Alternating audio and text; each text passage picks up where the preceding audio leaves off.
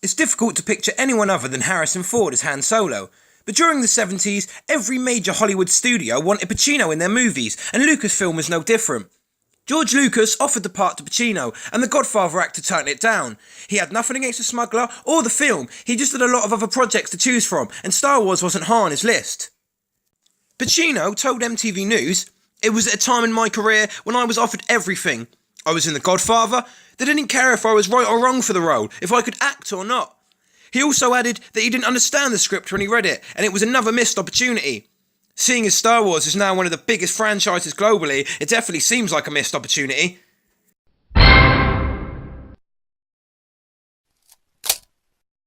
Once again, it's difficult to picture anyone other than Harrison Ford as a character, and in this instance, it's Indiana Jones. But with Lucas not wanting Ford in all of his productions, they set up a meeting with a fresher-faced Tom Selleck, and called him in for a screen test, which he did amazingly in, said by both Lucas and Spielberg. But because of his work on Magnum P.I., the network CBS prevented him from starring in the movie, which resulted in Selleck working as a handyman in Hawaii. Who knows, maybe if he was allowed the part, Selleck would be the well-known face of the franchise.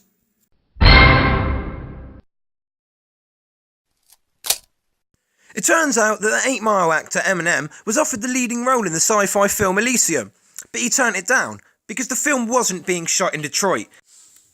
Being native to Detroit, Eminem is very loyal to the city that raised him, perhaps a little bit too loyal, because Elysium would have taken his acting career to a new level.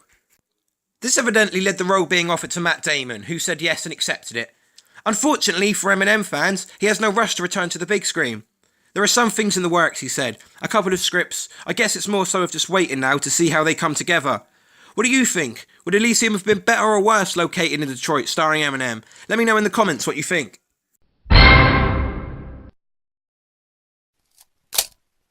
Robin Williams was one of the most beloved actors of his time, but even that wasn't enough to get him a role in Harry Potter. The only British rule was so important for the film franchise that Williams was told that he couldn't be cast as Hagrid. Casting director Janet Hershenson said Robin called because he really wanted to be in the movie. But it was an only British edict, and once we said no to Robin, we weren't going to say yes to anybody else, that's for sure. Williams himself said that he lobbied for a part in the movie in a 2001 interview. He told the New York Post, "There were a couple of parts I would have wanted to play, but there was a ban on American actors. For me, seeing British actors portray British characters was an amazing move, but it really is a shame to think Hagrid could have been played by one of the most loved actors to have ever graced the big screen."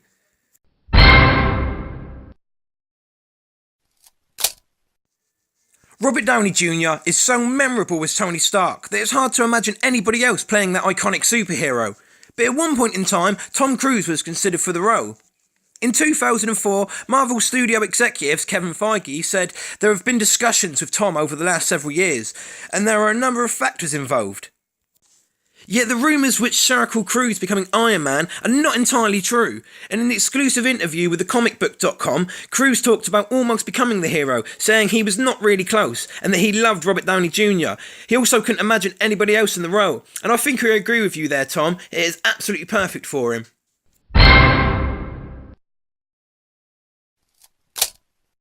James Cameron has revealed that O.J. Simpson was almost cast as the Terminator in his cult classic sci-fi film.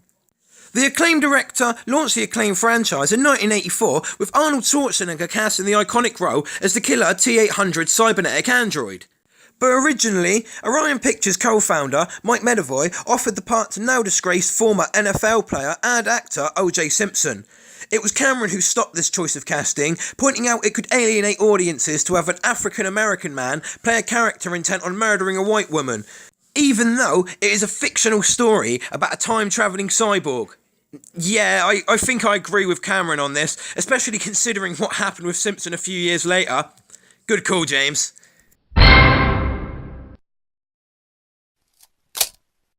One of the many curious footnotes in Hollywood history is that Will Smith's leading role in Men in Black was first offered to David Schwimmer. So, why did he turn it down? He explained in detail to the Hollywood Reporter's Awards Chatter podcast host Scott Feinberg. He said that he had signed a free movie deal with Miramax in exchange for directing his own first film, and he had cast the entire Chicago theatre company, which were all comprised of his friends. About 1 month before production began, he got a call about Men in Black, which is in direct conflict with the shooting of his film. He told them that he wouldn't push the film back because he returned to shoot Friends in the fall. While he may have turned down the opportunity to become a film star, he has definitely cemented his nice guy status. Turn out, he will be there for you when the rain starts to fall.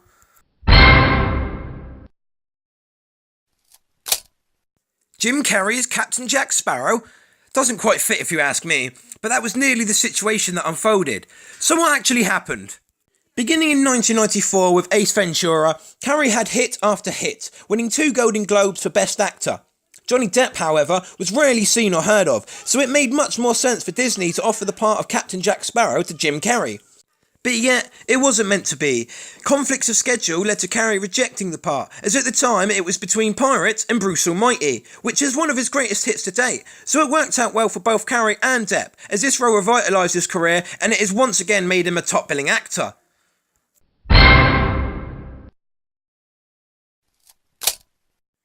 Al Pacino in The Godfather is definitely iconic, and he plays his character exceedingly well, but did you know the role was offered to Jack Nicholson?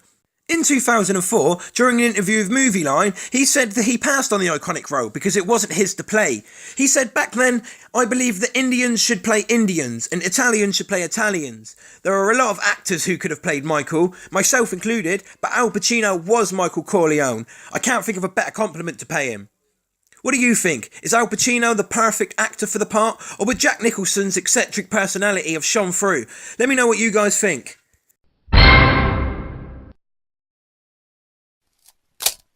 When Green Lantern hit movie screens, fans were left disappointed with the film and its hero portrayed by Ryan Reynolds. But did you know the film was supposed to be more light-hearted and funny?